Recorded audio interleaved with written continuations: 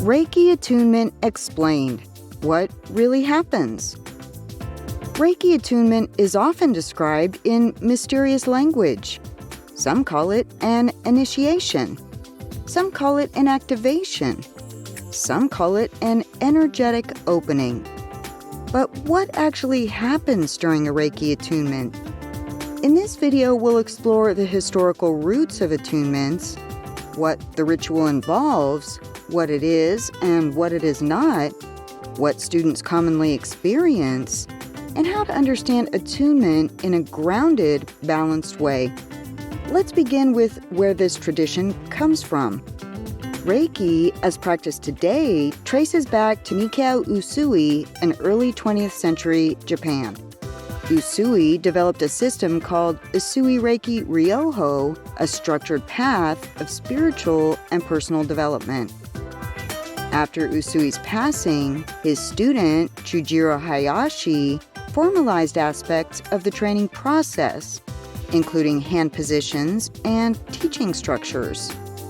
Later, Hawayo Takata introduced Reiki to Hawaii and the United States, where attunements became a central part of Reiki classes. Within this lineage, attunement was not presented as a spectacle. It was a ceremonial teaching moment, a transition, a recognition. In traditional Reiki classes, an attunement is performed by a Reiki master during training.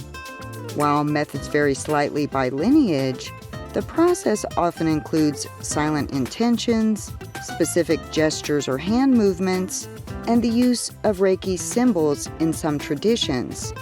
It may also include light touch near the head or shoulders, or a short ritual sequence. The student typically sits quietly with their eyes closed. The process is brief, often just a few minutes per attunement. It is not physically invasive. It is calm, quiet, and focused. An attunement is not about granting someone something they fundamentally lack. It's described as helping the student become aware of Reiki energy. A helpful metaphor is tuning. Imagine a radio. The signal is already present in the environment. Tuning helps reduce static and improve clarity. From a traditional perspective, attunement helps the student recognize subtle sensations, trust their awareness, step into the role of practitioner, and mark a shift from observer to participant. It's both symbolic and experiential. What do people feel? Experiences vary widely. Some students report warmth in their hands, gentle tingling, an emotional release, or a sense of peace. Others feel very little, neutral calm, or simple stillness. And all of these responses are normal. Attunement does not require dramatic sensation. It does not need fireworks. In many cases, its effects unfold gradually over time as practice deepens. It's also important to understand attunement through a grounded lens. Ritual has psychological power. When a student participates in a ceremonial moment, it signals commitment, builds confidence, marks identity transition, and enhances focus. In educational psychology, rituals often strengthen learning retention and embodiment. Attunement can be understood in this way as a meaningful teaching ceremony that reinforces readiness and responsibility. This perspective does not diminish it, it clarifies it. And let's gently clear a few misconceptions. Attunement is not a transfer of personal power. It's not a guarantee of instant healing ability. It's not a replacement for practice or a medical treatment. It does not override your autonomy or change your personality.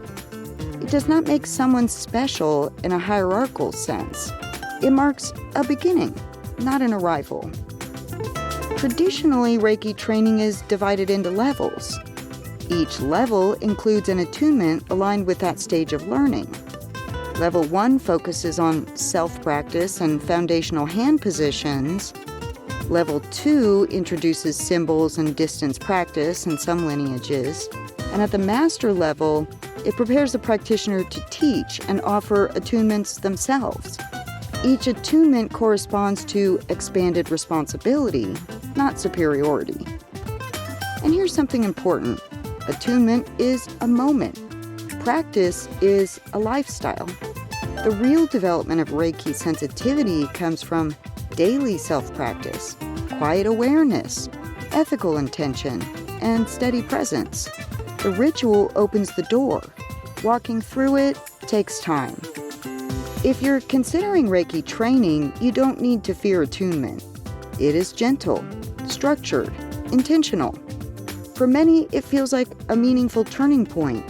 For others, it feels like a quiet step.